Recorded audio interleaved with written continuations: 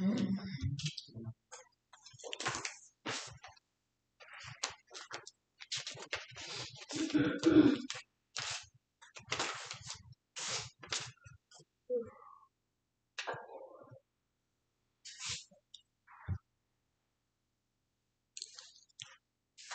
are live.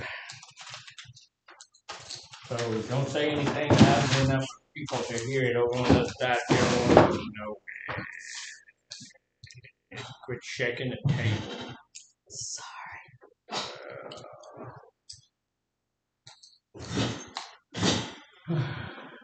Got a couple of minutes.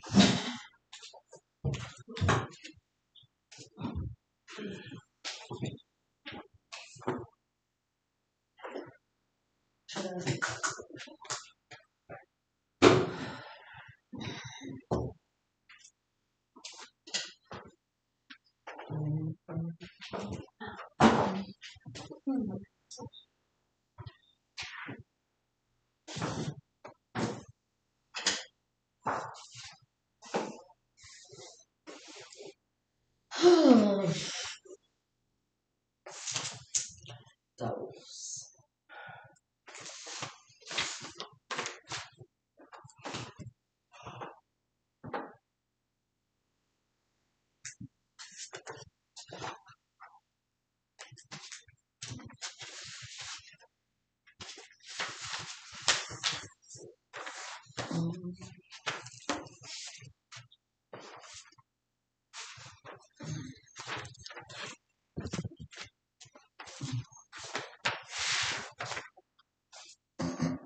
All right, it's 9 o'clock.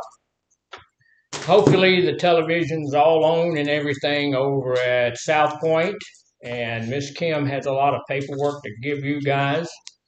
So today, the first thing, make sure, little housekeeping stuff real quickly, make sure that the sign-in sheets are going around and that you are getting your name on the sign-in sheet and that is legible so human beings can read it.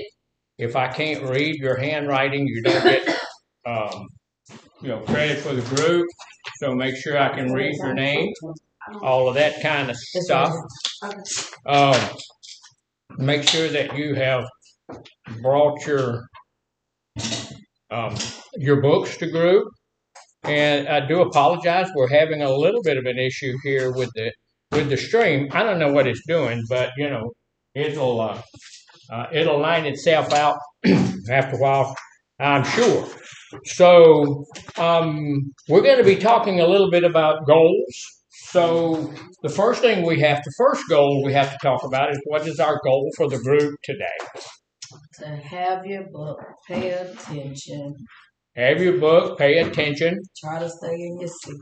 Stay awake, do the right thing. Those are all goals that we're going through as we go through here. But the goal for the end game for the group is to know more about goals, to know what goals I need, to know if goals are even something that I need to bother with.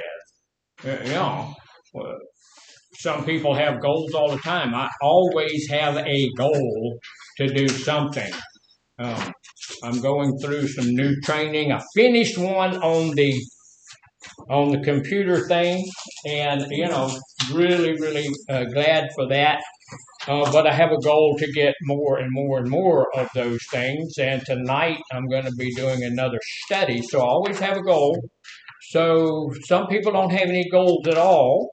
But the goal for the group is to know whether or not goals are something we want to, to consider, something we want to get involved in. So what is we've decided, and I know it's south. You can't see this very well, although I see it a whole lot better than some of the others we've done up here. So we have decided this is a guy, and his eyes are bulged out a whole lot, poking out there. So if we see that, what does that say? This young lady here figured it out pretty quickly. What's he doing? Looking into the future. Looking into the future. And if I'm looking into the future, see, can you tell what he wants to have in his future? Yes. Kids? Yeah, ugly children. Yeah, those are some ugly kids, but That's what he wants to have in his future. He wants to have a family. What else do he want to have? A house. He wants to have, yeah, he wants to have a house. What's the thing flying in the sky? It's a That's degree. this here. That is, if you'll notice, that's a diploma degree. He wants some type of education. Because, hey, I will tell you that if to go from the place we are to a place we want to be, education is a great vehicle. Yes. And so he's looking for some education out there. What's this little green thing hidden out behind the house? That's a car. He wants to have a vehicle, right? He wants to have something to drive around in. So he's got all of those things that he wants to have in his future. And let me share this. I do believe that there's every one of us in here and everyone at South Point, we've got some things we want to have in our future. Is that right? You know, and there's all sorts of things. We may want to have some relationships in our future. We may want to have some other children in our future. We may want to have a different car.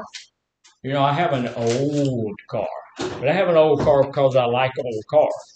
And, we may want to have a different home. We may want to have a home. Maybe we don't at this time have a home. That's our home. So maybe we want to have something. We may want some more education. Maybe we want to learn how to be a welder. Or maybe we want to learn how to be a truck driver. Or maybe we want, whatever it is. So all of those things that we might want in the future, what is that? Goals. That's a goal. That's a goal that I have. So we're going to be, if you have your page that says goal setting, this was given to everybody. I told you last week we're going to give you what we're doing ahead of time so that you've got it. You can take a look at it and just, be on that page with us. It says, look, goal setting. The very first thing we're going to be looking at today is dreaming big. And then secondly, we're going to prioritize. And thirdly, we're going to look at the details.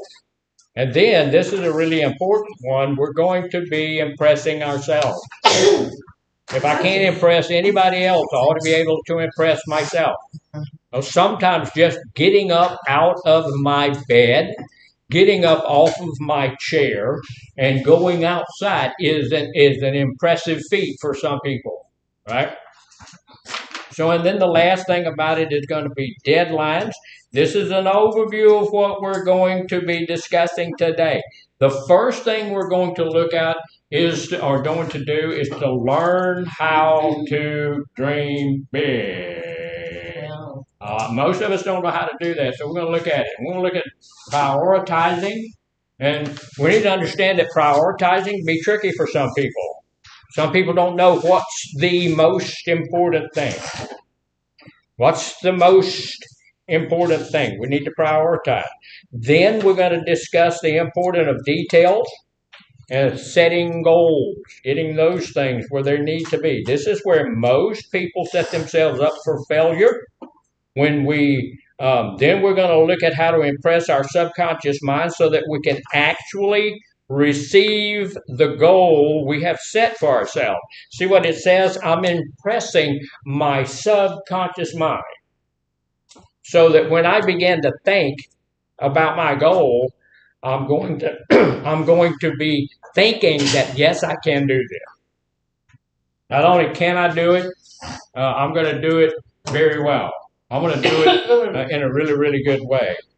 Then we're going to look at how to impress ourselves. We're going to itemize.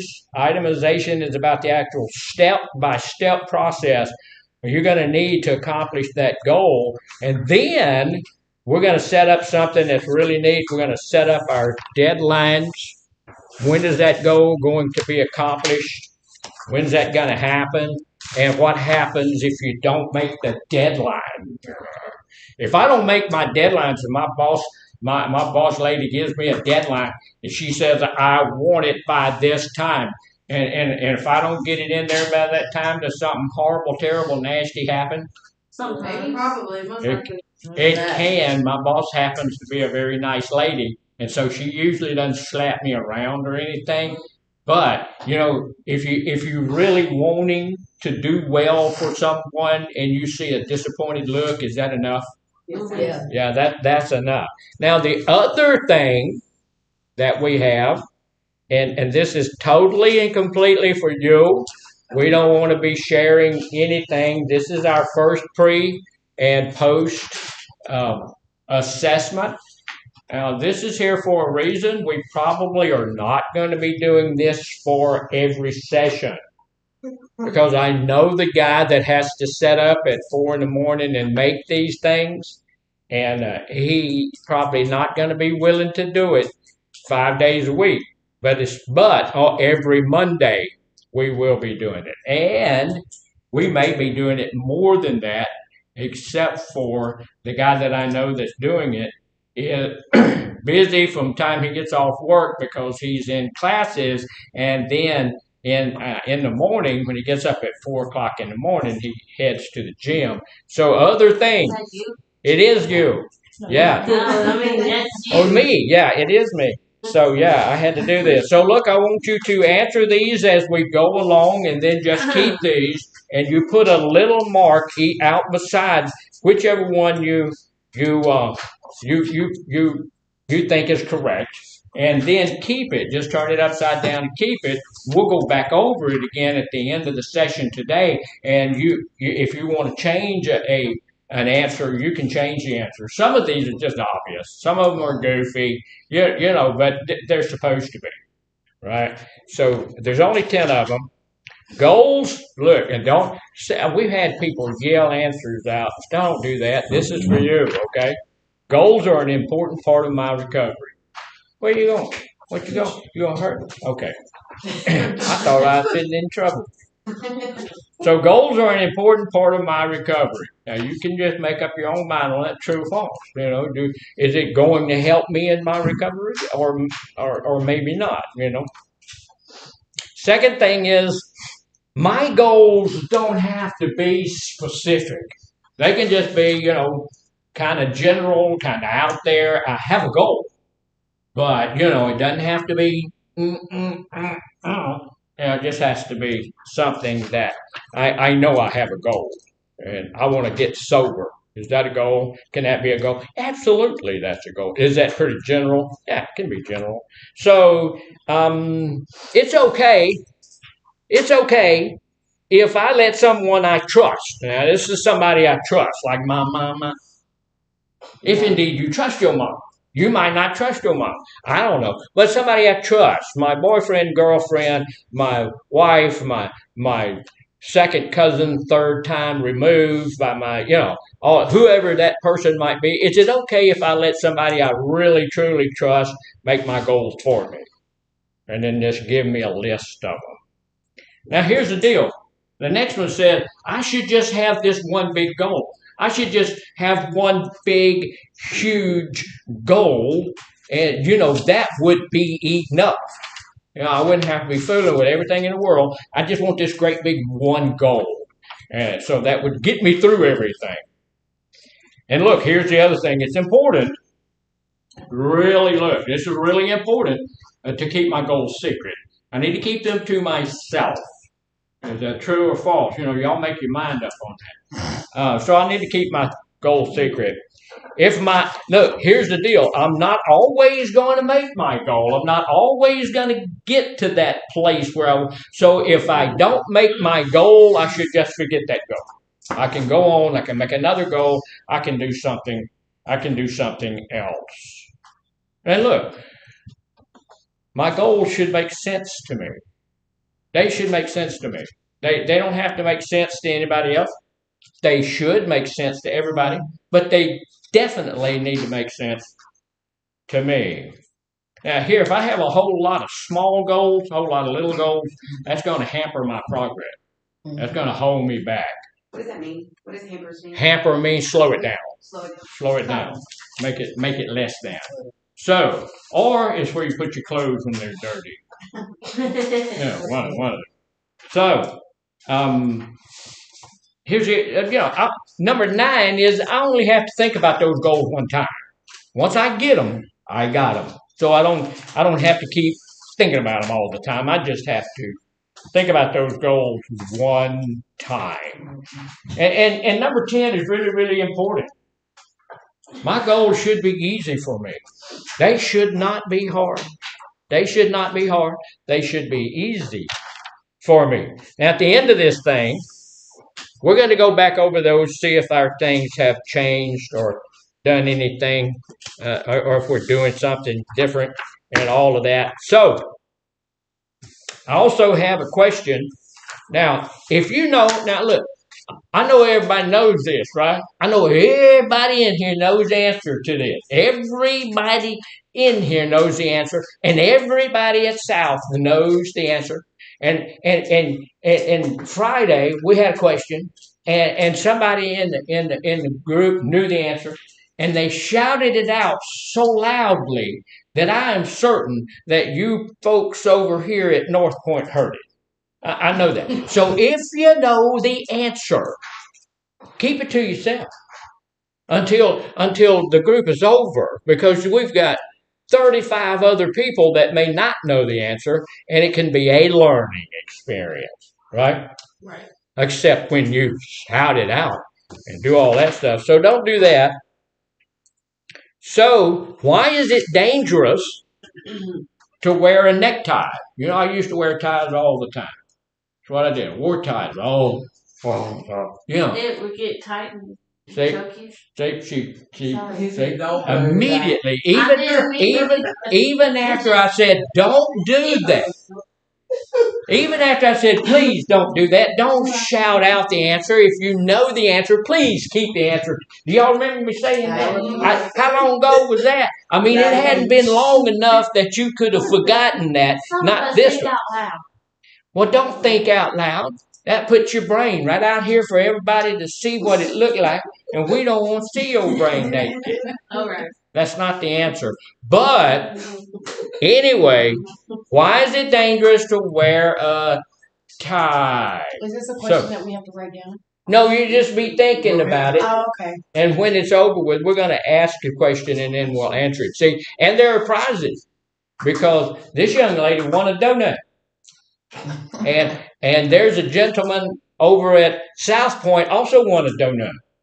Yeah, ain't neither one of them got the donut yet. But as long as I owe them a donut, they kind of donut rich, aren't they? Yeah. So people say, "Hey, you ain't got nothing." They say, "That's not true. Dr. Garner owed me a donut, and it's coming." I started. Look, y'all. Let me tell you this, and then we'll get into the study. But I went out there and the counselor, somebody brought in a dozen donuts. I said, you know what? If I steal one of them donuts, I won't have to buy her a donut. But I did not do it. That went through my mind, but I didn't do it. So y'all think about it. And I'm going to come up with some better stuff because I don't like some of the questions here. So here's the deal. What does it mean for me to dream big? Now look at this guy here. What's he doing? Dreaming. He's dreaming pretty big, isn't he? He's going to get him a diploma or a degree on something. He's going to get some education. He's going to better himself, right? He's also going to have a house. Now, if you'll notice, look, this ain't just a house. It's a two-story. That's a two-story house. It's got a fireplace in it. It's out in the countryside. You know, it's a nice place, right? It's in the woods. It's nice. And like you said, he's got a car out beside it. And he got a fireplace in it. And then he got a big old tree. Yeah, got some trees all over it and everything. Got a big old. At least it's on a big, at least an acre look like. Yeah. Oh, look at all that. He might have 250, whatever it is. He has some goals in mind, and he's not just thinking about being here tomorrow morning. A lot of the times, say it again. He looks like he's determined. He's determined, yeah. That's what all that. He's determined. He's going in that direction. We met with a young man. It looks like he got tunnel vision right now. His eyes. Yes, that's a good point. He's got tunnel vision. He's got his goal in mind, and he's going in that direction. He's gonna adopt them ugly children. Yeah, because them kids are ugly. He ain't got no wife. Yeah, So he ain't got a wife yet, but He got a How you green got his kid. children if you ain't got no wife? Adopted. He got a That's green his kid. He dream. got a black kid. He got a blue kid. So you know he's Sound like some people I he's know. going to have a real nice little family tied up there. So he's got all of that. So we feel like he might be dreaming big, right? He didn't He like he might got be. him. He could be dreaming big. So here's the deal. One of the things that we need to do is dream bigger than who we are. Because who we think we are right now is not who we're going to be when we get to where we want to be. Right?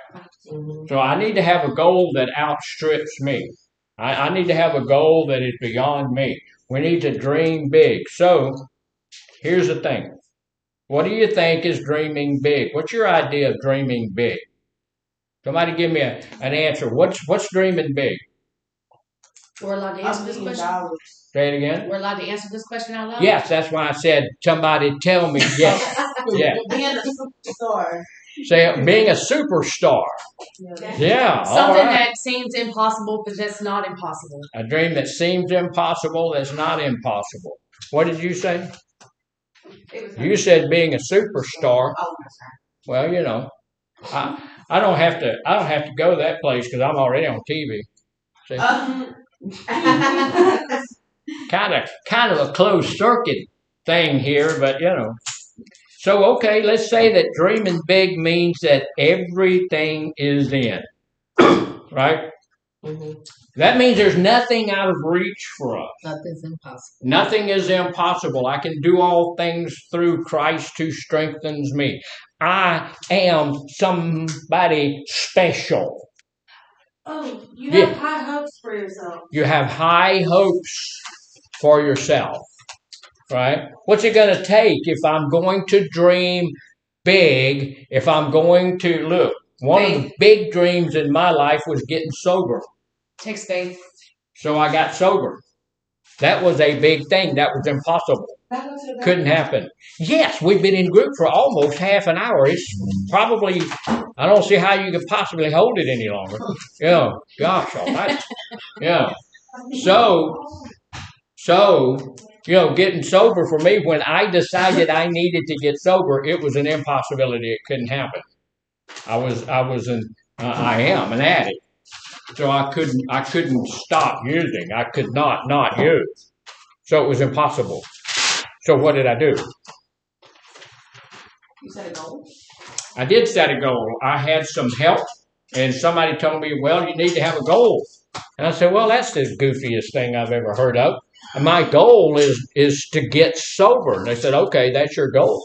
How much of a goal is that? Well, it's an impossible goal. I have tried to achieve that 35 times, and I cannot do it. Every time I get drunk, which is every day, I take when I get sober the next day and I'm feeling horrible and terrible and nasty, that day I make another goal to get sober. I'm going to be sober. I'm going to quit drinking. I'm not going to do this anymore. I'm not using any kind of drugs. I'm not going to smoke anymore, wacky-de-backy, and I'm not going to do any of that mess anymore. And then that night, or sometimes I'd make it a day, sometimes make it two, but then boom, you're right back where you were. So it felt like my goal was not going to be achieved by anything that I could do. So what else could be a goal that would outstrip somebody? I made a goal. I had a goal that I was going to get a degree.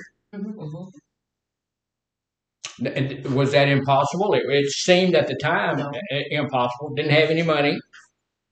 And when you go to the college and say, I would like to have one of your degrees, please, what do they tell you? Financial aid. Say it again. Financial aid. Financial aid. Bring me some money, and then you can get one of our degrees. And okay, all right, so but it cost a whole bunch of money. All right, it does. And so, but I had to get started somewhere, right? So what I do? I had a goal I wanted a degree. I set a goal to have any kind of degree. So I started with psychology, and I wound up having what? That degree. An associate's degree. I got an associate's degree in psychology. It cost me a little bit of money, but I got that all paid off. Everything worked. And once that got paid off, I set a goal to go on farther and farther and farther. And finally, I got to go to a little school in Alabama and get a doctorate degree. But it took me a long time to do it. And I can happily say that all of my degrees are all paid for, all of that stuff, paid all that stuff, paid it as I went. And so that was a good thing. So for the purpose of today's discussion, this means that everything is in. We can have anything we want to do. If you are willing to dream big, what do you have to do? Dream big. You have to dream big. That's the point. You have to put. How many of us know that when I started my educational thing, I had limitations, right? Whatever your goal is, you have limitations, right? You know why you have limitations? So you want to exert. Say it again. Exert your, I think, past your, I do know. I was wondering if you did. Your possibility. So why do we have limitations? It's real easy. Because it's goals you set. Because of the goals you set?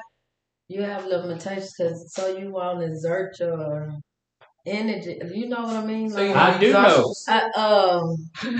She keeps telling me, well, you know. I do know, yeah. I'm trying to think of the right word. Well, let me help you. We have limitations on getting our goals in life because we're human beings. Yeah. Yeah. Stop. We need to get past that. When I take a look at my limitations, what do I do with them? You respect it. You do acknowledge them. Yeah. I have this limitation. I have that limitation. I have this limitation. But I'm not going to allow my limitations to halt my goal. I'm not going to allow my limitations in life to keep me from gaining what I need to gain. Please take her. Yes, she's learned enough. She's got all she needs. So just please take her. Saying that, like, if I wanted to be a fireman all my life, but I didn't get myself together till I'm like 60. Like, I'm not going to sit there and be like, oh, that's a goal. I'm finna go out there and at 70 something, I'm finna be putting out fires or something. That's what I'm about. And I will tell you this, never, ever, ever say I'm too old. True. Because I will tell you this, there are things you say, well, if I want, my goal is to be a firefighter, but I'm 60 and I can't go be a firefighter now. You don't say you can't. No, there's thousands of little volunteer fire departments out there that they've got 60 and 70-year-old people working for because it's so hard to get volunteer people to come, and they'll train you and do all that kind of stuff. The point of today is whatever my goal is, I'm going to strike out for it. I'm going to head in that way. Yeah. And I'm not going to limit myself because of my limitation. Okay. I'm not going to allow my limitations. And look, I'm 71 years old. I'll be 72 in November. And I'm getting a little older. I'm getting a little bit older, and there are things out there that I might not qualify for. I can't go back to the military because, when they have all of the stuff that they can put into it and you can do it and all of this kind of stuff, I could go back in up to about 42. And then, there's no way, you can't go back in. So I am in deep reserve, which means that they could call me back if they ever wanted to, but they won't because I was a nuclear weaponry officer.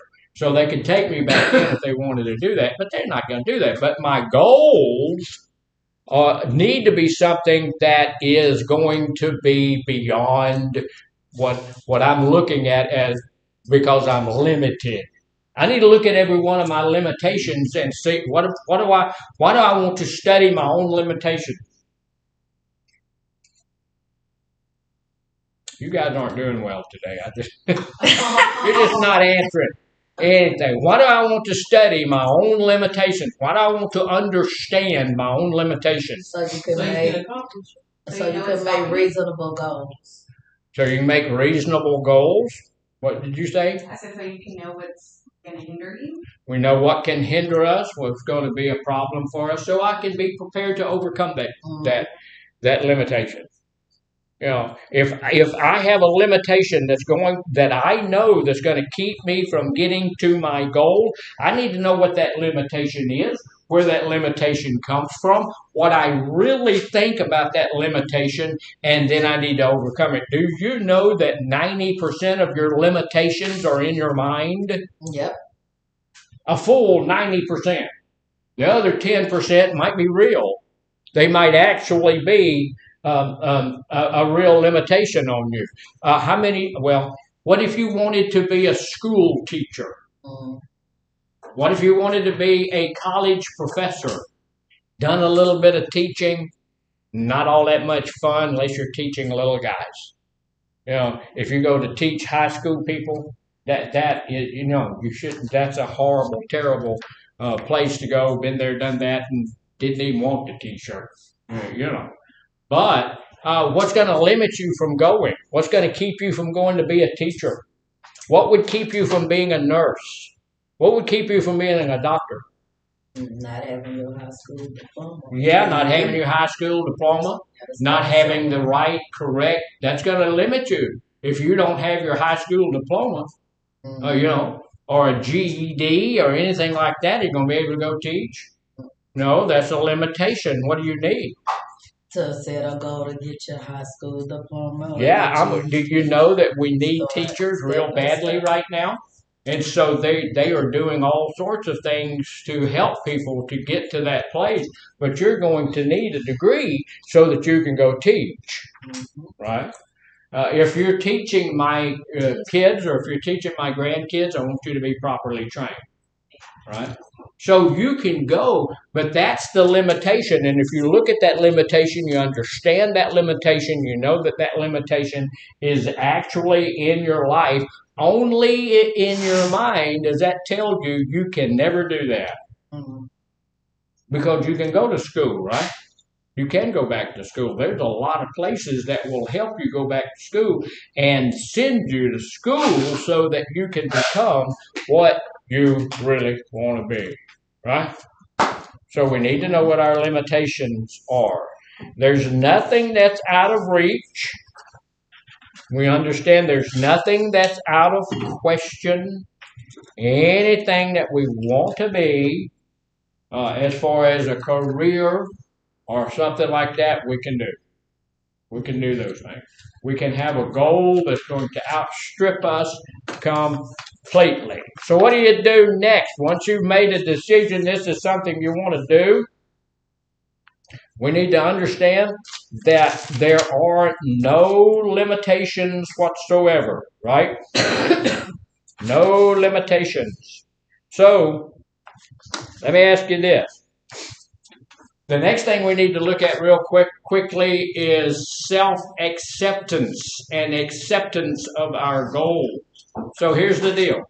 What do you believe will never happen? What do you believe in your life will never happen? Nothing.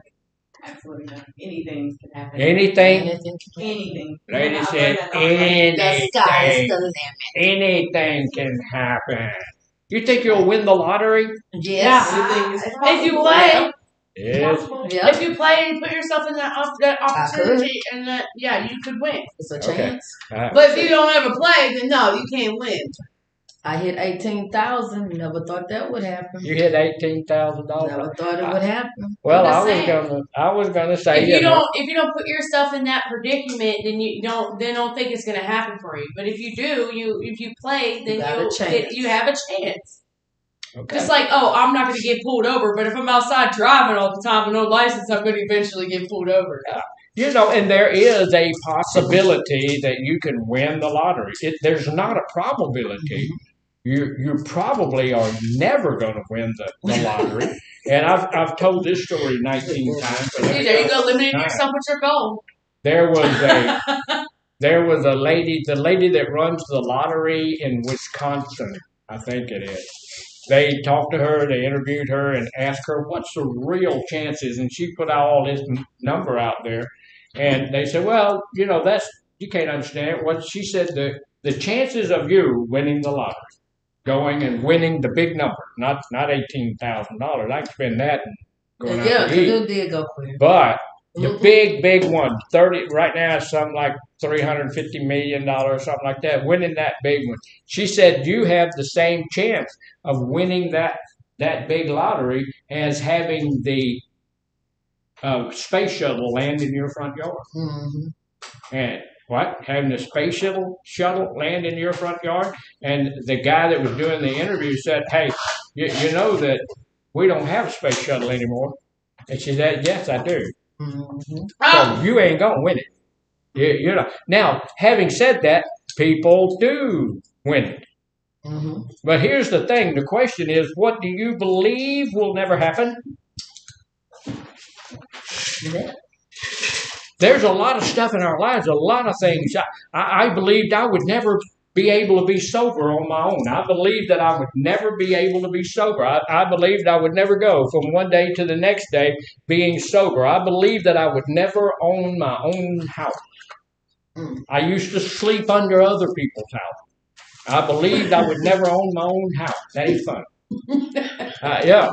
I believed I would never, at one time, I believed I would never have a car. I believed I'd never. I remember one time I was thinking about, man, what would be magnificent is if I could get a job making $20 a week. Of course, I was 13. That was a long time ago. But, I'm looking at all those things that I thought were impossible in my life. There was a time in my life that I thought I would never have a relationship with anybody. It was just, I was living under houses. I was nasty. I was stinky. I didn't have any money. I was starving to death. When I joined the Army, I weighed 138 pounds. I was about emaciated, just about to die. So all of these things we believe will never happen sometimes. We look at those things, and while we're making our goals and we're thinking about our goals, sometimes we'll run up on something and we'll say, well, this will never happen in my life anyway. I can't see that ever happening. So if I can't see it happening, I'm not going to waste my time making that one of my goals, right? Yeah. That's never going to happen in my life. And so I'm not going to waste my time making that my goal. So what do you believe that you just aren't worthy of? I'm worthy of a lot. You are worthy of a lot. But what do you think? If a lot of us have in our minds says, look, I failed at a lot of stuff. I failed at life. I failed at trying to get sober. I failed in relationships. I failed in everything. Failed in the Army. Failed in just society. All of that kind of stuff. Every time the police said, look, we need you to come with us for a couple of minutes. We need to talk to you about a little something. I felt like I was a failure and all of that kind of stuff. And at that point, when you're sitting down at the creek bank and ain't nobody around there but you, and you're thinking about things, you think how unworthy you are. Are you worthy of having your goals met? Yes. Are you worthy of having a degree? Are you worthy of having a good job? Yes. Are you worthy of being forgiven for all of the mess that you've done in your life? Yep. Are you worthy at all? No, you're not. You're just a piece of trash. Lower than a snake's belly in a wagon rut, piece of slime. It's just bad for you. Look, here's the deal. On face value, we're all unworthy. Mm-hmm. But when we get past face value, I'm worthy of having a good life.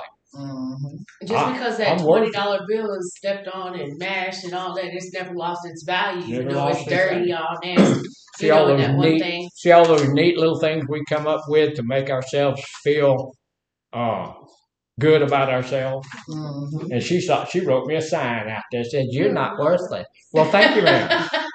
I appreciate that. You stick that to your forehead so everybody knows you think they're not worthless. And this is true. We're not. We are. Look, we need to look at ourselves and understand that we are worthy of having a good goal for our lives. We're worthy of having a big goal.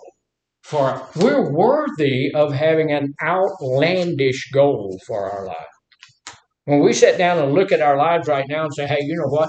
I need to be on 7 or 8 different tiers above where I am right now. This isn't good.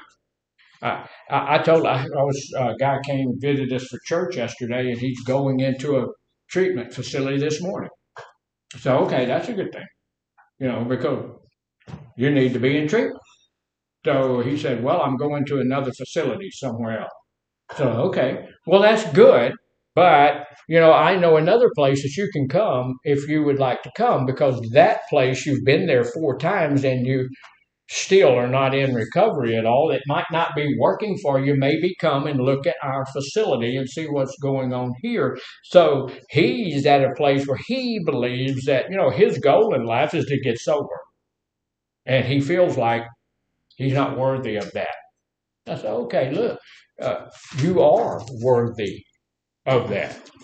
I happen to believe that we're fearfully and wonderfully made, and we're worthy because of what Jesus did on the cross for us. That's who I am. I'm a Christian, and so I believe that. But here's the deal. Everybody, the people your family, all of your friends and your family and all of those other people in society and everybody else will happily tell you how worthless you are. I can remember back in the day, I had so many people telling me the level of worthlessness that was in my life. It was amazing to me. This is one of the reasons I've been married for 52 years, is because my wife never said that. She was always my cheerleader. She was always in my corner, no matter.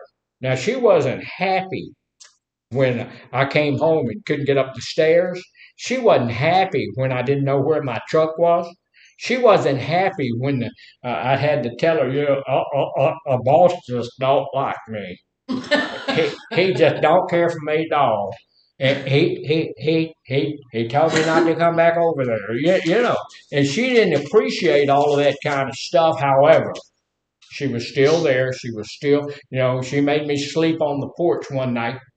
That was a hard one. I had to sleep on the porch, and it was cold and all of that kind of stuff. She wasn't happy about all that stuff, but she never let me think that I was not somebody important.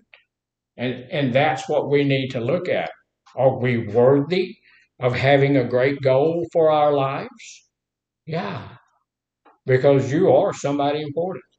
You need to go and look in your mirror and note when you look in the mirror that you're looking at somebody important. You're looking at somebody that's worthy of doing something great. Did you know that we can, each and every one of us in here, each and every one of us at South Point, we can change the world. We can. And we need to have that goal in our lives. This is what I'm going to do with what's left of my life. Most of you guys are just children. Y'all just young people. Ma'am? I say, Yeah, I am. I'm right. All of you, compared to me, you guys are just sprouts. So you got, what time is it? Did you? I'm sorry. I was just wondering. Brussels sprouts. So here's the deal. We sometimes just believe that we're not worthy of having a great goal in our lives, and we need to get to the place where we understand that we're worthy, but then we also need to understand what it is that we really don't care much about. Mm. What do you really don't care much about? Cats. Cats? Okay, she don't like cats. What do you really don't care much about? Some of these things that you really don't care much about. I'm on the computer all of the time, I'm on the phone trying to work on stuff. I don't really care much about television. I don't watch it. You know, I don't watch a lot of. There's just all of dribble and garbage and I just don't watch a whole lot of that. So that's not going to play into my goal scenario. Right. I'm not going to set up and say, hey, you know what? In one of my goals is to be able to have another 4 hours of television viewing time. I'm not going to waste my time on that because I don't care about it. Mm-hmm. So probably your goal, one of your long-term goals, would not be having a cat farm. Ought to be a vet. Yeah, we're not going to have a cat farm because you don't care for cats. You know, something you really don't care about. So some of those things. Here's the deal: if I'm trying to come up with a goal that's going to shake the world, these things that I don't care about, they have to be left by the side road, right? By the side of the road or something. Because here's the deal: one of the things I don't care much about television, stuff like that. But an important thing, of course, yes, of course, everybody, yeah. So if I don't really care a whole lot about other people's opinion of me. Now, let me clarify that a little bit. I want people to like me. You know, I want people to love me. I want people to care about me. I want people to be in my corner. But when somebody comes up and says, you know, you'd never be able to do that. Do people do that? Yeah. Absolutely. What do you mean you won't be a nurse? You can't be a nurse. What? What do you mean? Come on, just get all the rest of them. You want everybody or just okay? Find anything?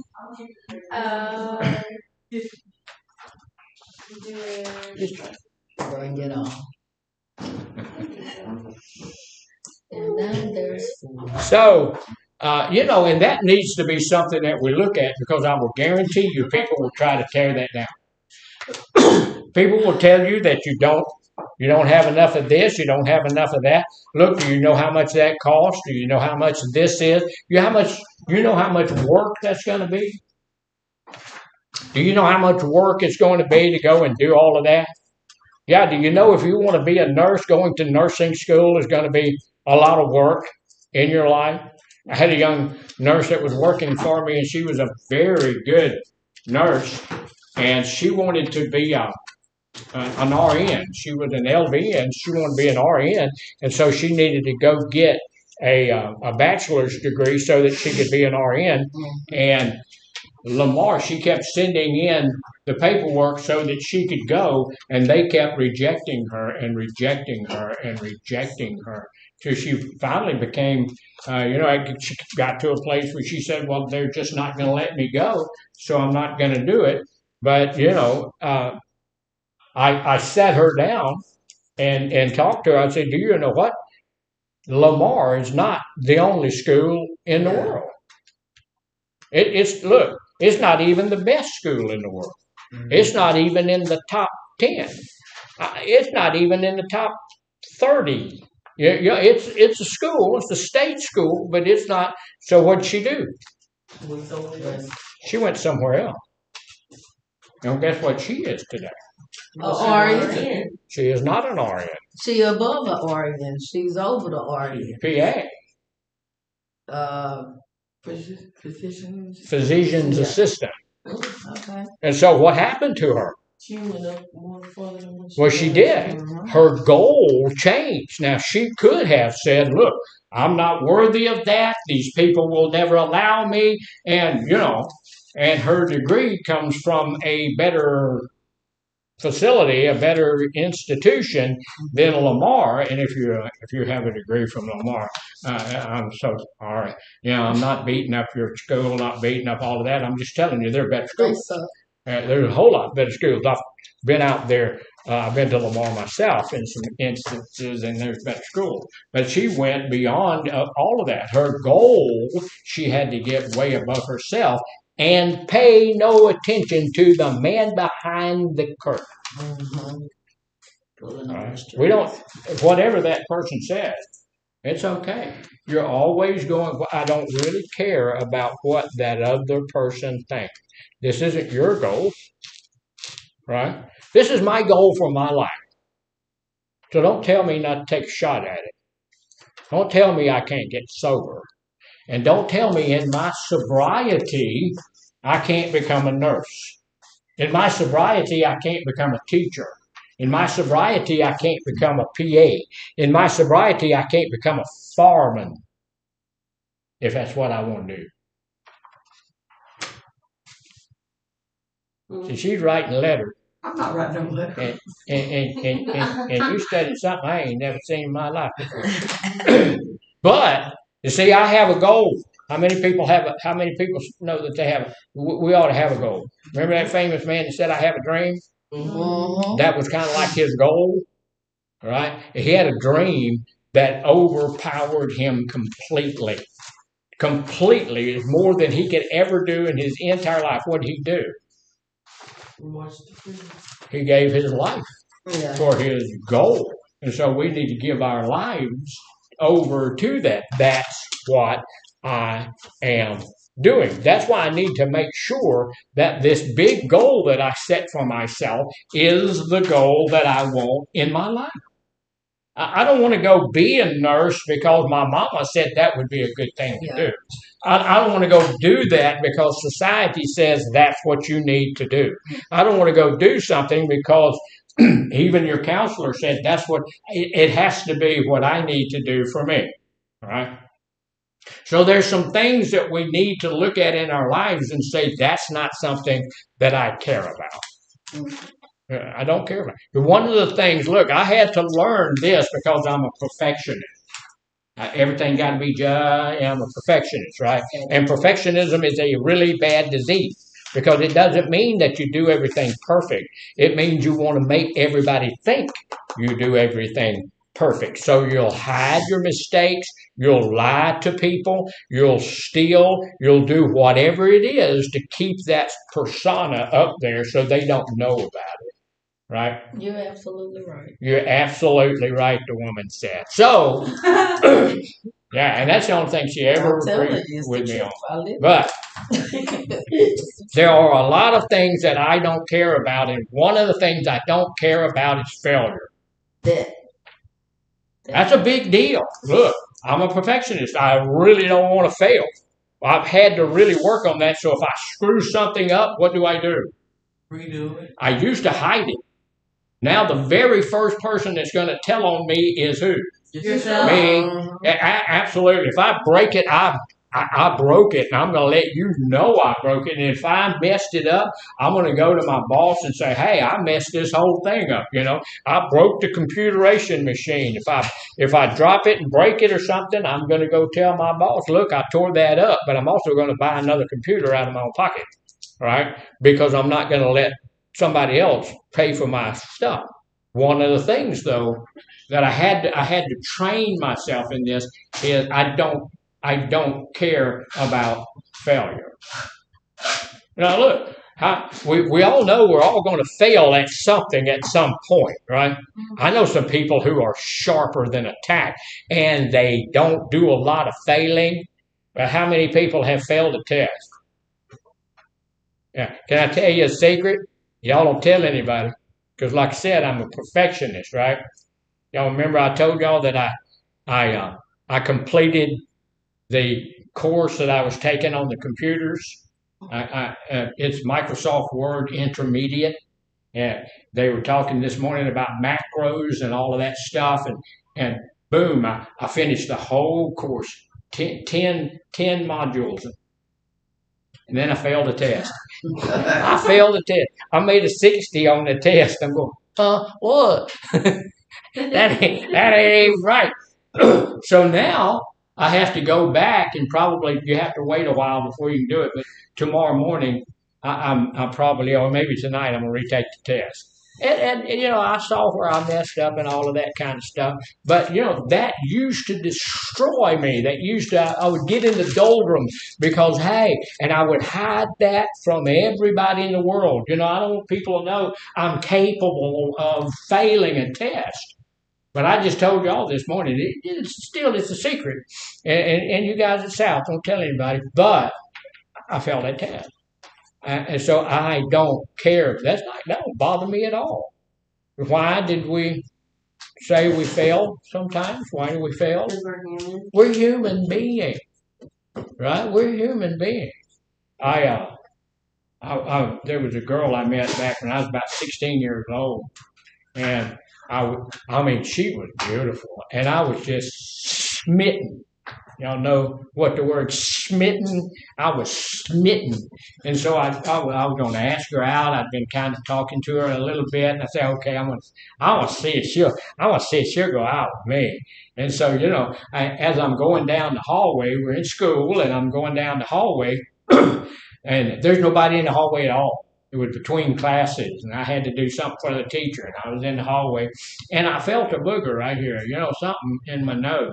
And so up the nose, my finger was up to about the second knuckle, and I'm trying to get whatever that was, and when I turned the corner, there she was. So at that, and she's looking at me like, oh my God, what are you doing? So, it was just bad. At that point in time, I knew that I wasn't going to be able to ask her to go out with me. She might still have gone out with me, but at that point, she knew I was a booger eater.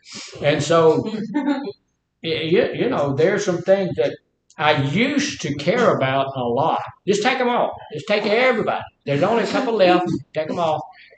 I used to coming in and getting all of it. We started with about 12 people. We're down to 2, and they just keep getting, just come on. So anyway, that's because they don't like my class. So I don't really care about. Those are some of the things I don't really care about. It doesn't mean that I like to fail. I am never going to like fail. When I failed that test this morning, I don't like to do that kind of stuff, right? However, it doesn't destroy me. It's not a big deal like it used to be a big deal. It's not going to stop me from my goal. What's my goal? To pass that test. To pass the test. I'm going to, when it's all over with, I'm going to have completed enough studies to be a certified IT tech. I don't want to be an IT tech. I just want the certification. Now, that may take me another 2 years to do that, but that's my goal. Failing this one test is not going to stop me from going on to reach my goal, right? Right. And it shouldn't, and it should not for you either. Now, here's the thing I want you to understand.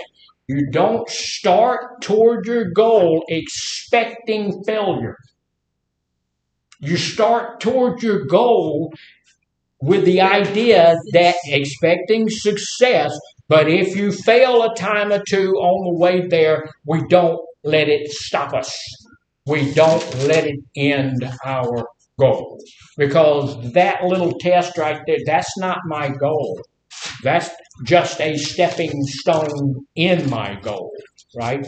And if we never fail, what's going to happen to us? You'll never succeed. Look, most of the goals that we have are going to cost us something, right? If you really want to be a nurse, it's going to cost you something. If you really want to be whatever it is, it's going to cost you something. If you really want to be a pumpkin, it's going to cost you something to become a pumpkin, right? You're going to have to leave whatever you are, and you're going to have to go toward being a pumpkin, right? So it's going to cost you something. It may cost you some money. It is certainly, definitely going to cost you some time, right? It is. And there are steps that you can take. If you want to be a nurse, well, I don't want to be a nurse. But if I wanted to be a nurse, what would I be first? What would I do? I think I'm going to take steps to get wherever I'm getting. First thing I would do is go be a phlebotomist. She was a phlebotomist. Yeah. So being a diabetic, I've run into a whole bunch of phlebotomists, and some of them are excellent. Some of them, man, they can take your blood, and you've been getting ready for the stick, and it's all over with. Others, it's like a vampire with a bad tooth. It's real. It's really not. It's really not. But you go there, that is something toward that. There's in Yeah, the town that I come from, there's a retirement home, and they'll train you to be a nurse's assistant. They'll what's that called? CNA. A CNA. They will train you to do that for free. Now, that's the lowest level of being anything in the medical field. But they do the most. Yeah, they do. They do what? The most. Yeah, of course, that's the way it is. And the people who get paid the least do the most work. And so, but it's a place to start in that field, and you can go from there to being a phlebotomist, from there to being an LVN, and from there to all the way up to being, the chief, whatever, doctor, lawyer, and Indian chief, and all of that stuff. The point of this is I need to accept a few things. I need to accept that there's some things I believe will never happen. And I also need to accept that that belief is not true. It's not true. Now, if it will never happen, that belief is here. It's not an actuality. It's in my mind. And can that limit you at all? Yes. Absolutely. If I believe, I used to have a sign, I'm going to get it back in my office, and it says, if you think you can or you think you can't, you're right. So if I think I can, I can't. You have to get yourself up here correct. You have to get yourself up here going and doing what you're supposed to do, and then you can go do what you're supposed to do. Right? You have to be prepared for it. And then we need to get beyond this thing where we believe we're not worthy. You're worthy of being anything you want to be. You're worthy of being anything you think that you should be. That's why I do like the Army's slogan: "Be all you can be." Mm-hmm. Be all you can be. Yeah, and you can be anything you want to be. And then what do you really don't care about? I need to care about everything that's going on in my life. I don't need to overly be freaked out when I miss something. If I miss a deadline, guess what? I missed it. Reschedule. Yeah. What's a deadline? Oh, yeah. Do it again. I'll get it in as soon as possible. Yeah. It's a deadline. It's a line that's dead. Yeah, okay. Okay. Yeah. Yeah, okay. It's a deadline. I work well with deadlines. Used to, I was really, but now I kind of just don't pay much attention. We're going to get it done. I'm serious about getting my work done, all of that kind of stuff. If my boss is watching it, I'm real serious about getting my work done. But I'm not going to be, you get this done right now or you'll get killed. Okay. All right, I've missed a few deadlines and I'm still alive, and so is everybody else, so it's going to be okay. So right now, we're going to look. My goal right now is for us to take a break and get back in at 16 minutes after because we went over just a little bit, and we'll be back at that time. Thank you for Read that little slip. That little slip. Since you were talking about perfection. See, my goal was to take a break, but now I can't because I got to read this.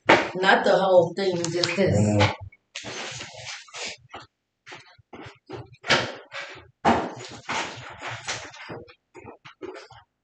That's me up and down. When you was talking about perfection. Yeah. That's what I do. I have to. Yeah, because the problem is not perfect. I put on that mask. But, well, that went pretty quick.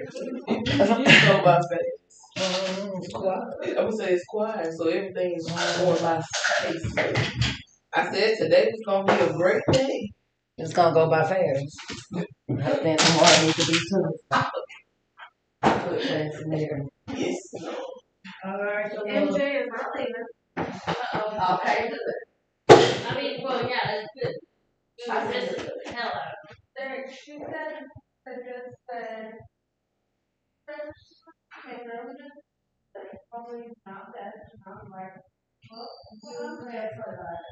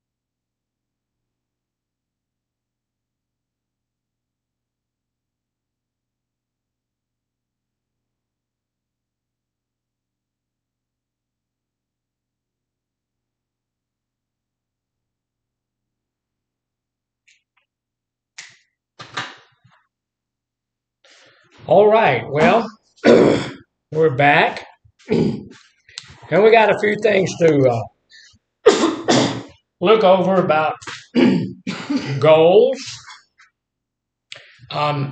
before we get finished this afternoon. This morning. One of the things, the next thing we want to pay attention to is just putting everything into a category. There are some things that we need to look at that's going to help or hinder our goals. We need to know which ones of those things that we need to focus on primarily. So we need to categorize things. Some of the things that need to be thought about, and you notice this guy is maturing. Now he has another arm, and he's pointing toward his goal. One of the things that's going to be problematic in our goal setting is finances. So we need to prioritize that. We need to categorize that first. We need to set that down. Finances are going to be a part of just about any goal that we come up with. When I was a kid, I had the goal of getting a car. Really, any car. I was about 16, wanted a car. Worst thing in the world. We were 4 kids, but my dad was home from prison for a while and helped me to come up with a car. I wanted a Corvair. There was a Corvair for sale around there, a beautiful little car, and it was yellow and had black interior, so it looked kind of like a bumblebee. I really bad wanted that car. But Dad wouldn't really let me have that car because he had heard that the front ends were falling out of them. So I wound up getting a 1954 Chevrolet car, and the transmission was messed up. So when it went in third gear, I had to put a big lock on it to hold it in third gear. It didn't have any seats in the front, so I had to sit on a bucket. Well, that was a car. So it was magnificent, but finances kept me from getting something that I really wanted. So this is something I need to look at in my goal setting, is where my finances are. How am I going? Do I need to save some money to pay for classes? Do I need to save some money to try to get something? Do I need to find out where I might have some other finances that can come in? And earlier, when we were talking about going to school, you said Financial aid. Financial aid. Get with those people. It's the most amazing thing. People want to pay for your education, and we need to let them. If they want to do that. So that's one of them. Another thing is spiritual things. We need to, any kind of goal that I set up does not need to stand against my spiritual stance. I'm a spiritual person. I love the Lord Jesus, and I don't need to be going somewhere that's going to stand against that. I need to research my school. If there's a school that just dead set against my relationship with my God, I'm not going to that school. I'm just not going to do it. So I need to make sure that the spiritual things in my life are taken care of before I head out for my goal, right? I need to know that. That's in that category. How is my goal going to affect that? How is my goal going to affect my health? I will tell you that when I was in college, food was a big deal. When you're spending everything you've got to go to college, then food's a pretty big deal. So my wife and I, a lot of the times, would go to a little Mexican restaurant. Y'all remember the Mexican restaurant? It was a Monterey house where you put the flag up. Y'all remember that one? There's still one around here. They have a little flag that you're sitting at the table, and when you need more food, you pull that little flag up. When the flag goes up, the waiter come over and brings some more food to your table, and you can eat until your eyeballs fall out.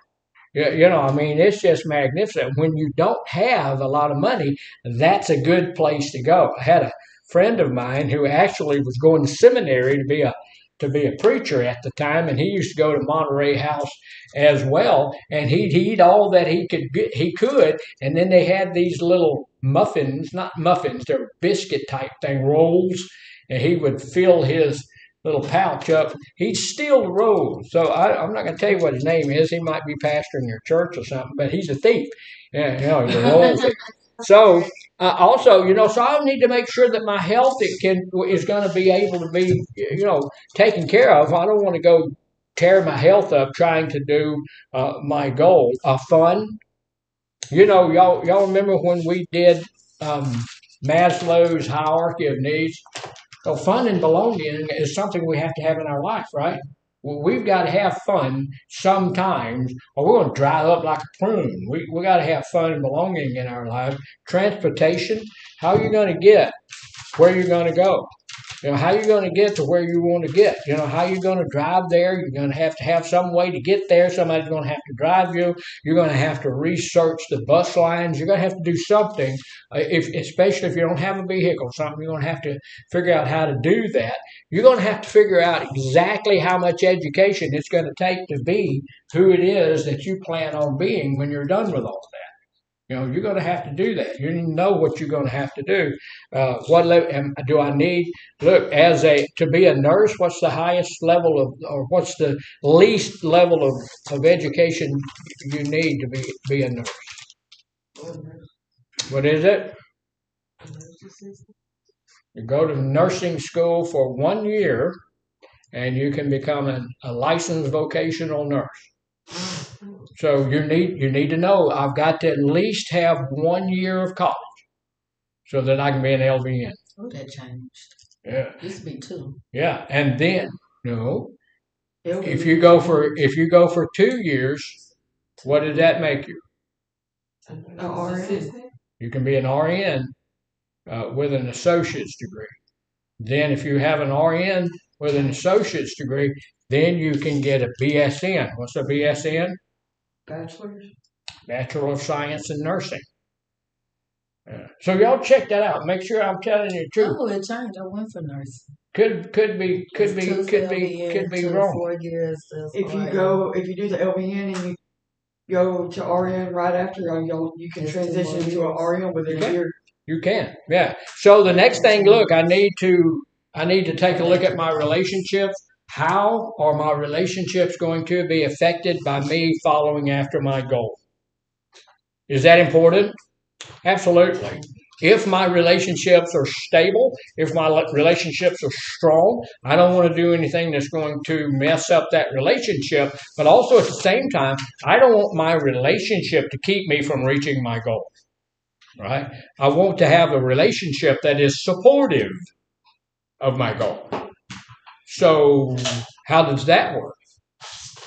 If it's a romantic relationship, I'm going to talk to whoever I'm romantically involved with, and I'm going to say, look, this is what I want to be. I'm really going to study. I'm going to get really hard at it. I'm not going to be able to give you as much time because I'm studying to be a pumpkin, right? And this is what I want to do. How do you feel about that? And then if they say, well, I'm not going to, no, you're not, then you have something that you have to talk about. But and I'd let that person know, love you, can't get enough of you, but I'm going to go be a pumpkin. So, So, and the family is the same way. The family is relationships, but relationships outside the family is this, but then there's familial relationship. We also need, how is this going to affect my family? What's the biggest thing you think is going to be affecting your family? If you're staying in school and all of that stuff, a lot of it's financial. Yeah. Because if we want to go to, and time. If you're in school, you're there, all of that time, and the kids want to go somewhere, your wife wants to go somewhere, your husband wants to go somewhere, but you have all of these other obligations that you got. That can affect your family. And if you're spending all the money, and let me tell you something, one of the goals when I was going to school was to end. When I finished school, everything was paid for.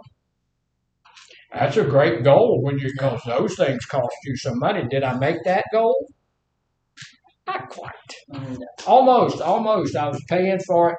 Y'all remember when the government came out about 3 or 4 years ago and sent everybody $1,000 or whatever it was, just free money from the government? Mm-hmm. That was the last payment on I sent it right to school. Yeah. So everything was paid for.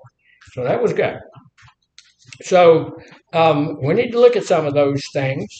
There's a whole lot that's still there. But once we get all of these things, that we're looking at these things and we say, these things are going to be there. I cannot not do these things. They're going to be there. They're going to be a part of it. They're going to be items that I'm going to have to deal with. Then what do I do with them? I put them all in a list. I get them all categorized. They're all here. These are all things that may affect my goal. What do I do with them then?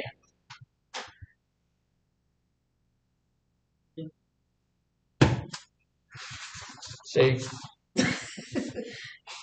Then what we're going to do with all of this stuff that we have is we're going to prioritize them. Which ones of these things are the most important? Mm-hmm. Now, of all of these things that we have categorized, somebody tell me the most important thing to you. What would be the most important thing to you, young lady that's reading something that's not part of the class? What do you think? What would be the most important thing? See, this is why I don't want you reading other stuff when you're in the class. When you've prioritized, when you've got all of these things, this list that we went over earlier, when you prioritize those things on this list, which one would be the most important thing to you? Impressing yourself. The who what? Impressing yourself. Impressing yourself we haven't gotten to yet. Well, I was just saying that. Yeah. That's important. Setting a goal, that's important as well. But we, on this list, we have all of these things that we prioritize. Say it again. Prioritizing. Yeah, we're prioritizing. We put all these things down, finances, spiritual, health fund, transportation, education, relationships, and family. Spiritual. Which one is the most important to you? Spiritual. The spiritual part of it? Start off having faith that you can make it and do whatever you want to do. Okay. So if spiritual is the most important thing to you, what are you going to do with that? Use it to motivate you to get the rest of them done.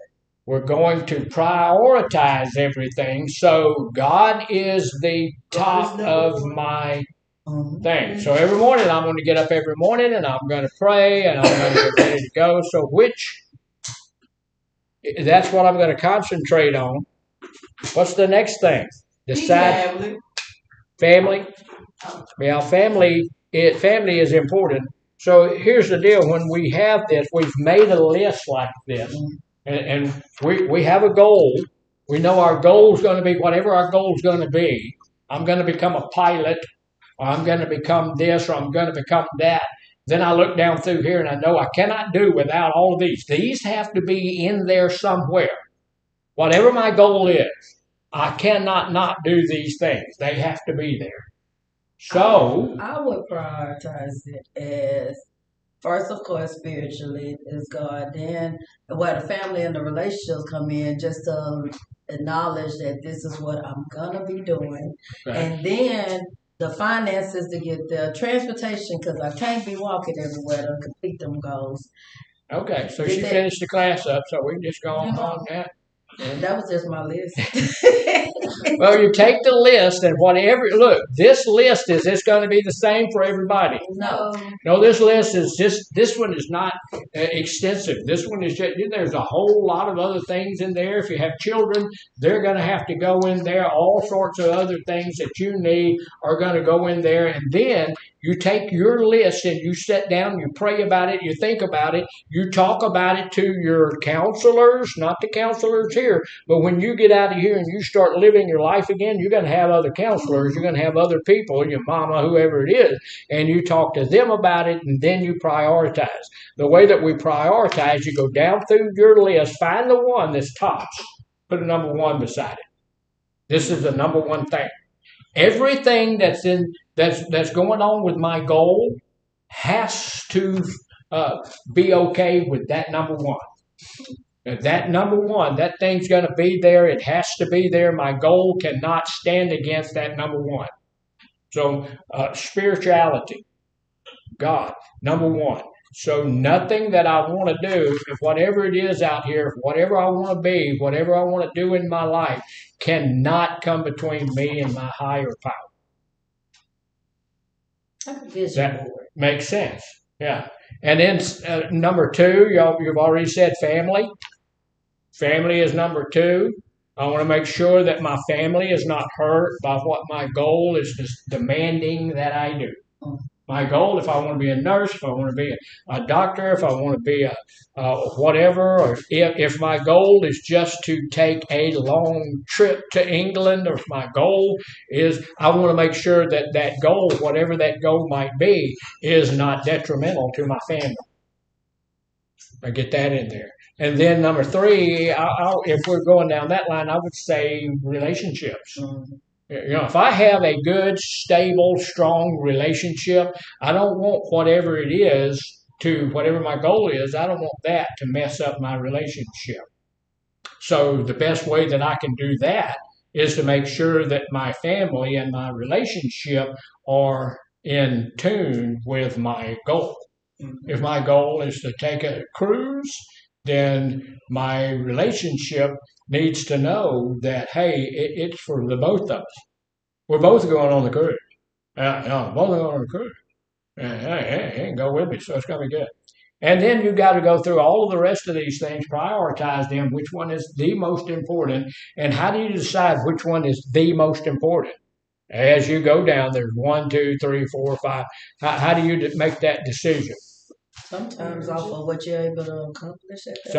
What you're able to accomplish, what you know you can get done. What else? What's going to support my goal? This is my goal. What's going to support my goal? Spirituality is going to support my goal. There's going to be times if my goal is hard, and I'll tell you, some of the goals are hard. If you decide you're going to go and be a nurse, that ain't easy. That's not easy. You decide you're going to be a teacher, that's not easy. You're going to be a speech pathologist. That's not easy. Some goals can be a little less strenuous. We're going on a cruise. That's not all that hard, right? My daughter and her husband and all their children, they got about 30, I think. They all went on a cruise, and that wasn't hard. But they all did have to get together and decide this is what we're doing. But how are these things going to support my goal? Now, transportation is going to support my goal. I have to have transportation, or I can't get there. Gotta have money. Got to have money. If I don't have finances, I'm not going to be able to get. According to what it is, some of those finances are pretty strenuous.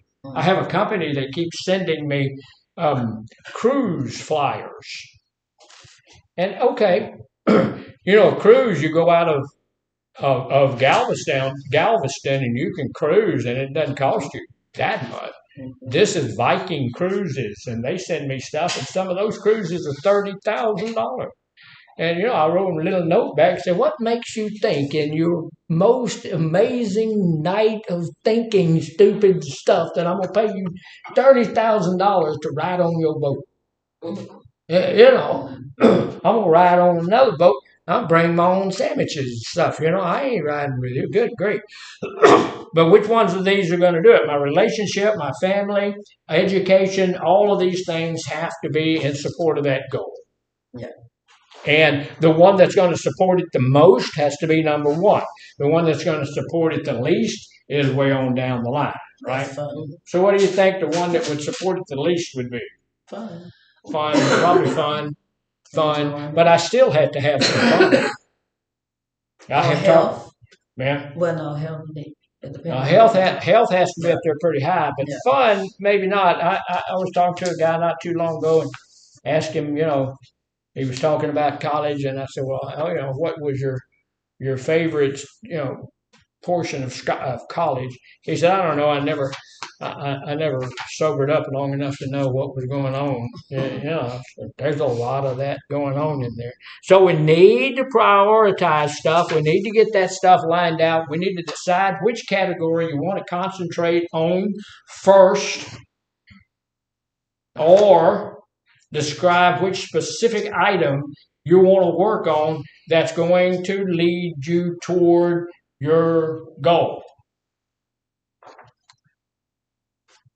So finances is a big one, right? Yeah. Finances is a big deal. Is it a really good idea to try to pay for college on your own? No. It can be done. Yeah. It can be done, but it's expensive. What's the... But if somebody's offering to help you pay for that, take that. Take that out. You know what I mean? We need to. That's what the FAFSA's for. Yeah, we need to look at FAFSA. That one. We also, we need to look at financial aid, grant. There's all sorts of ways to get that done. When I was still going to college after I got out of the military. I started while I was still in the military, but I got out and I was going to college and all of that kind of stuff. And you get some discounts because you're in the military. Or you're a veteran. I get all kind of discounts. I get about 10% discount on just about everything. Go out to eat, they give you a 10% discount. Go buy a car part, 10% discount. It's not that much, but it's something. So if you go over there and do that, and they say, okay, we're going to give you 10% off. All right, I'll take that. Right. All right. So we place a 1 by the one that's most important issue there. What's going to, and I look at that list I've got, and one of the things I need to do is look at that list real good and say, how's that going to help me or keep me from getting to my goal? How's it going to help me get to my goal, or how's that going to keep me from getting to my goal? Can your family keep you from getting to your goal? Yes. Yes. We can't afford it. You can't go right now. We can't help you. We're not even going to pray for you. This is not something we want you to do. And look, we need to get a hold of that ourselves. Because when your child comes and tells you, I want to be a police officer. You want your kid to be a police officer? Mm-hmm. Maybe not. That's a really dangerous job. It's not the most dangerous job. What job is more dangerous than being a police officer? A citizen. A citizen? Firefighter. Firefighting, that's pretty dangerous. Being a cab driver or an Uber driver is much more dangerous than being a police officer because they get robbed and killed, and they're usually not armed. I'd be a policeman before I'd be a cab driver because most of the cab companies and the Uber driver people, they tell you can't have a weapon. The bad guy's got one, but you can't have one. Picking up randoms. So here's the deal. What's envisioning? Like a vision board. A what? A vision board. A vision board? Okay. Seeing something that you want, you see it, and that's what vision board. Yeah, you have a magnificent mind. Everybody has a wonderful mind. God put in you something that's fantastic, so you can envision you being who you are, being who you want to be, and that's important. If you step up and you head out to be a nurse or whatever it is, if you can envision yourself being that, then that makes it a whole lot easier to head in that direction. Yeah. Because I will tell you, there's enough people out there that's going to let you know that you can't be that. You can't do that. There's too much work. There's too much this. There's too much that. But if you can envision yourself as whatever you want to be, remember we talked about positive self-talk all the time? When we use positive self-talk, what are we doing? We're telling people the goals that we have for who we want to be in our life. I want to be a good husband. I want to be a good father. I want to be a good... So if I want to be all those things, that's who I'm telling myself I am. I'm a good granddad. I'm a good dad. I'm a good father. I'm a good husband. I'm a good friend. I'm a good teacher. I'm a good whatever I am. So that's a goal that I have in my life, and I'm just telling people that that's who I am. So when I'm envisioning things, I'm telling people that's who I'm. A nurse. You're a nurse? Yes. So where do you work? Well, I'm still in school, but I'm a nurse. Yeah. I'm going in that direction. I'm a doctor. I'm a lawyer. I'm an Indian chief, right? I'm all of those things. So you choose one. Whichever one it is that you've got in your mind, you choose the finances, you choose the spirituality, you choose your family, then you close your eyes, and this is hard. You close your eyes and you write down every detail of what it would be like to have that selected item. Write down everything you think about. Close your eyes, envision how it would be to be a nurse, envision how it would be to be a pilot, envision how it would be whatever you want to be, if it's a fire truck, whatever, whatever you want to be, envision that, and then write down everything that came to your mind about that selected item. Write it all down. Why are you doing that? Why are you writing it down? So you'll remember it. Once we see something in our mind and we write it down, then we reread it. It becomes, like you said, captured in our. Where is that place? In your brain. The Hila. That's over the H. Hippocampus. Yeah. Yeah. It's in the hippocampus, and it's right there in the middle of your brain, and it's not going to go away. So it's really advantageous. Anything that you want to remember, you write it down, then you read it to yourself, and it's probably going to stick there. Don't leave anything out. Write down everything that you think you're going to have to know about it. Choose your overall number, 1 or the number under that, and then get a specific category you want to focus on. Close your eyes. Think about this choice. What comes to mind when you think about it? The feeling. What do you see? What do you smell? What do you taste? How do you feel about that? And then write down every detail. Now, usually that's not going to take you forever. It's going to take you 5 to 10 minutes to get that done. But you need to do that. If getting sober, staying sober is my life goal, what does that look like to me? I'm going to have to write down things. I'm going to have to give some stuff up. I'm going to have to give up going out dancing. I'm going to have to give up some people used to be pretty important in my life. I'm going to have to give up some things. I'm going to have to give up going to certain places, doing certain things with certain people. I'm going to have to give up some stuff if that's my goal. I'm going to have to do that. So that's the thing. One of the things that I can't do is keep money in my truck or in my car.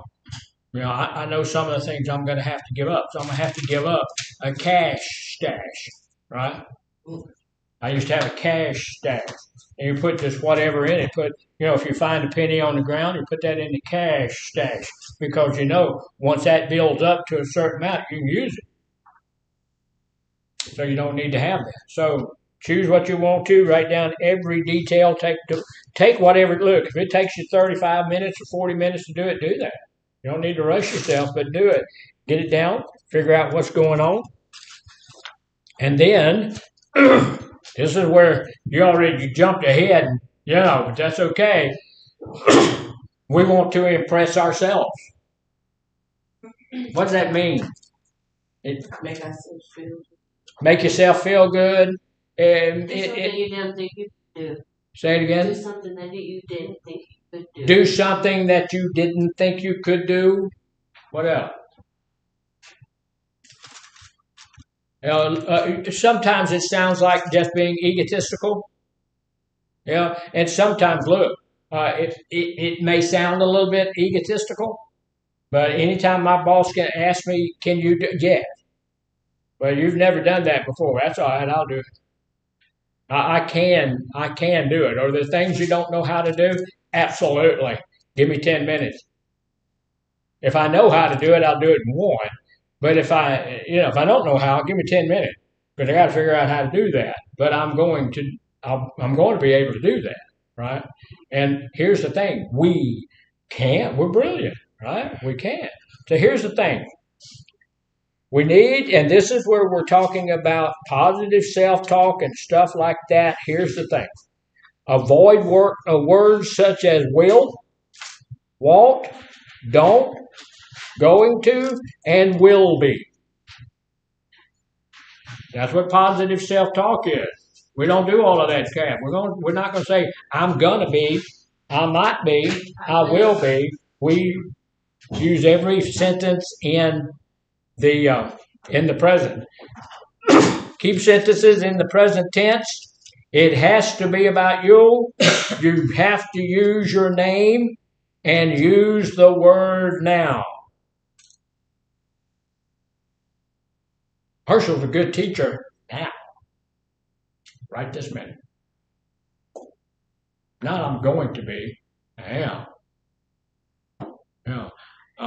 I'm a good dad. All of those things we just talked about. We need to be able to do that. Now here's the idea behind this. It's to impress your subconscious mind. Now our conscious mind say we want this or that. Yet we don't receive what we're wanting because some part of us doesn't buy into what we want. Sometimes our conscious mind is going to say, "I want to be sober. I want to be stable. I want to be okay in my relationships. I want to be okay in my life." And then our subconscious is back here saying, "You're going to use it again. You have before. You've been in treatment 7 times. Every time you got out, you didn't do well. You're not going to be able to do this. So what I have to do now is impress my subconscious. My conscious is already impressed. I need to impress my subconscious. So I need to be telling myself, I don't do that kind of stuff. I don't use. I don't smoke. I don't use alcohol, drugs. I don't do those kinds of things. And that's so your subconscious can pick it up. Then once you impress your subconscious, then you'll be able to stay away from that, because when you say, okay, my conscious is saying, well, I'm not going to drink anymore, and your subconscious says, yeah, that's right, you pretty much got it done. So you don't need your subconscious fighting you when you're trying to reach a goal, whatever that goal is. If you want to be a pilot, you're saying in your conscious, I want to fly me some airplanes. And your subconscious says, but you're scared of heights. You know anybody that's a pilot that's scared of heights? I do. Scared to death to be on top of a building looking down. But flying's different. It's completely different, so it's wonderful. So look, says this won't, and yet you don't receive it because what we are wanting, because some of us doesn't buy into that, what we want. Science has shown that we can rewrite or rescript our subconscious mind by reprogramming it. One way to do this is to create a positive self-statement that produces positive feelings when you say it, think it, hear it, or write it. Something positive about yourself. Look, how many people do you know speak positively about themselves? Not many. You know some? I know very few people who do that. I haven't met anybody in here that speaks positive about themselves. I said, how you doing this morning? Well, no, my lumbago, Jack. No. It hurt when I do this. So I got to go over to the spindle top. I'm going to the smart clinic because it hurts when I do this. I don't hear anybody talking positive about it. Now, I teach it all the time. So you got to speak positive about yourself. Nobody says, well, I feel good. I feel good. Nobody does that. Nobody says, well, I'm in my sobriety. I'm going on to be in recovery. I'm going to do it. Nobody does that. So we need to start doing that. Somebody does do that. Who does that? They're not in here. They're in there. Oh, okay. Somebody does that. Oh, okay. She knows somebody. She knows somebody that does that, but they're over there somewhere. See on the baby side. Yeah. No, that's me. So we need to be impressing ourselves, but look, it's not egotistical. What we're trying to do is reprogram our brain. So do you have to be obnoxious about it? No. No. You can say these things. You're supposed to be saying these things to yourself. When somebody asks me, hey, what, you okay today? You everything go? Yeah, I'm fantastic. I'm rich, young, good looking. Yeah. I say, well, you're an idiot. Said, no, I'm just convinced. I'm rich. I'm young. I'm good looking. Compared to other people. My wife and I went to Mexico, and we went to a little town called Baghdad, Mexico. And the people, it was terrible. It was terrible. We came out of there. Back then, the peso was going for like 100,000 or something, like bunches of pesos for $1. I bought $1 worth of pesos, brought them back to the States, and gave them to all the kids at church. There were just bags and bags of them. Okay, and they were starving to death. Came out of there, came up here, and then we had people say, well, okay, they drove to the church in a fairly nice car and all of this stuff, and we're still saying, well, we just don't have nothing. We got a house and a car and a color television, and these guys are living in little shacks that were made out of barrels that were cut in half. Those big old 55-gallon drum. They were cutting the tops off and the bottoms off and spreading them out, making houses out of them. So, don't talk to me like that. So I need to be changing how I'm thinking. They said, look, avoiding words such as will, won't, don't, going to, all of these terms are either negative, which sends a negative impression to the subconscious, or in the future, which leads to the next guideline. Keep your statement in the present tense. I am, not I will, not I am going to. Write it as if it's happening now. I am a good person. I am a spiritual person. I am a committed person. Committed to my recovery, committed to my God, committed to my relationship with my wife, committed to my children, committed to all of that kind of stuff. So I'm impressing myself. I'm not really impressed with how slowly we went over this, so we're going to have to do just a little bit of it tomorrow, but that's okay because we're excited about this, right? That's right. Yeah, I'm looking because forward I'm a to good tomorrow. teacher. I'm looking forward to it, so we'll get it finished up. I wanted to go over quickly. Okay, so y'all answered. Goals are an important part of my recovery. True. Anybody else? True. Yeah, goals are an important part of my recovery because I need to have the goal that I'm getting into recovery. Right? And if I don't have a goal, that means I'm not moving forward. Goals do not have to be specific. True. False. That's false. Yeah, we need to have our goals as specific as possible. I need to quit drinking. Yeah. Is that true? That's true. But I need to stay away from old people, places, and things so I can stay in my recovery is a better goal. It's okay if I let someone else that I trust make my goals for me. False.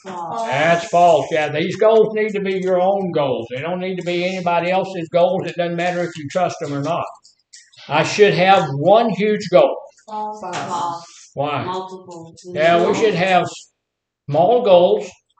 And as you reach a small goal, that helps you feel better about who you are. Yes, I can do this. And it will help you move toward the larger goals. Small steps leading to long journeys. It's important to keep my goal secret. False. False. Tell everybody you know. Tell everybody. I have a goal of becoming whatever. I have a goal of being in recovery for the rest of my life. I'm going to be sober on the day I die. I'm going to be in recovery on the day I croak. So, yeah. So, don't keep it. If I miss my goal, I should just forget it. False. No, of course it's false. Start over again. Mm-hmm. Start over again. Keep going. Sometimes you miss a goal, and there's another goal that you have to get over here, and you just keep going to the next goal. But myself, go back. That's the way my mind works. I have to get this one done before I get that one done. So we're going to go. My goal should make sense to me. True. Absolutely. How you going to have a goal if you don't know what that goal means? Yeah. So yeah, our goal should make sense to us. Having small goals hampers my progress. False. Small goals enhance your process, your goal getting to. It's going to help you do that. I only need to think about my goals once. False. I need to be thinking about my goal all the time. When I get up in the morning, somebody comes over to the house and says, "Hey, let's go do this. Let's go do it." How's that going to affect my goal? If it's not going to affect my goal and it's sober and it's in recovery, I can go do that. But if it's going to detract from my goal, I'm not doing that. No, that's going to affect my goal. My goal should always be easy for me. False. Now, it may be easy for me to think of my goal. It may be easy for me to come up with my goal, right? But usually, if the goal is worth having, it's not going to be easy. One of my goals is to have a pond on my land. I'm taking a look at that. I can pay somebody to come dig it. I researched digging ponds with a shovel. Not great. You can do it. Yeah, you can do it. It's going to take years. Oh no! You can dig a pond. I'm not digging the Gulf of America. No, the guy dug a pond. It took him about 3 days, and it was 8 foot deep in one spot. So yeah, you can dig it. So I don't know that I'm going to do that. I'm just telling you, that I have a goal of doing that. So I'm looking at how to get that done. At this point, I have the place where we're going to get it done. Prioritizing. I'm prioritizing. I'm getting it done. So, I don't know how you did, but you know, that's for you. So that was pretty good. So here's the deal: wearing a necktie. Why is it dangerous to wear a necktie? You can choke yourself. You can choke yourself. She said when you said that earlier, you can choke yourself if you're breathing, and you're breathing, right? Everybody's breathing. You got something? It limits your circulation of breathing. That was on my mind. That was on your mind. Yeah. If you're breathing though, when you suck in your air, you can the tie can get into your mouth and you suck it. That's not true. That's not true. Here's the deal. Wearing a necktie can actually reduce blood flow to your brain I was the closest. by up to 7.5%. So you need to be careful with. Is it wrong to wear ties? No. No. You can wear a tie if you want to, but don't tighten it up real tight. And know that you are limited the blood flow to your brain. Is that important? Yeah. Yes. Yeah. Because you got to have blood in your brain. See, I said circulation, but I didn't say right. So I get a donut and a donut hole. I get a donut hole. A donut hole. A donut and a donut hole. So tomorrow we're going to finish up that.